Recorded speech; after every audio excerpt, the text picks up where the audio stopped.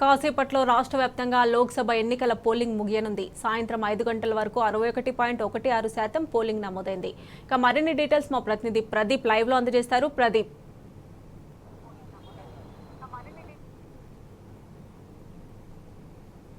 పోలింగ్కు మరొక 20 నిమిషాల సమయం మాత్రమే మిగిలి ఉంది. 6 గంటలకు పోలింగ్ ముగియబోతా ఉంది. ఎవరైతే 6 గంటల లోపు పోలింగ్ కేంద్రాలకు వచ్చి ఉంటారో వారికి ఓటు వేసేటువంటి అవకాశం ఉంటుంది. అయితే గ్రేటర్ పరిధిలో ఓటింగ్ మందకొండిగా సాగింది. ఉదయం నుంచి చాలా వరకు ఓటర్లు ఓటు వేసేందుకు ఆసక్తిగా చూపినటువంటి పరిస్థితి అయితే చూడొచ్చు. రాష్ట్ర వ్యాప్తంగా 61.16% నమోదు కాగా సికింద్రాబాదు పార్లమెంట్ పరిధికి సంబంధించి 5 గంటల వరకు 42.48.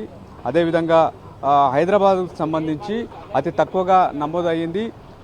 39.17% పోలింగ్ మాత్రమే నమోదైనటువంటి పరిస్థితి మనం చూడవచ్చు. అటు మల్కాజ్గిరికి సంబంధించి 46.27% నమోదైంది. ఇటు కంటోన్మెంట్ ఉప ఎన్నిక సంబంధించి అసెంబ్లీకి సంబంధించి 47.88% పోలింగ్ నమోదైనటువంటి పరిస్థితి. ప్రశాంతంగానైతే పోలింగ్ అయితే జరిగింది.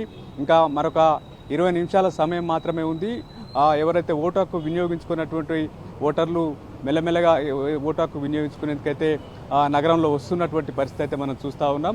ఇటు ఇంకా 20 నిమిషాల వరకే ఉంది. ఆ తర్వాత ఇన్ టైంలో వచ్చిన వారికి మాత్రం ఓటు హక్కు వేసుకునేందుకు అవకాశం ఉండనుంది. అయితే ఏదైతే పోలింగ్ కేంద్రాల వద్ద భద్రత సంబంధించి బందోబస్తు ఏదైతే సమయం ముగుస్తున్న కొద్దీ సమయం బందోబస్తు మరింత కట్టుదిట్టం చేస్తూ ఉన్నారు.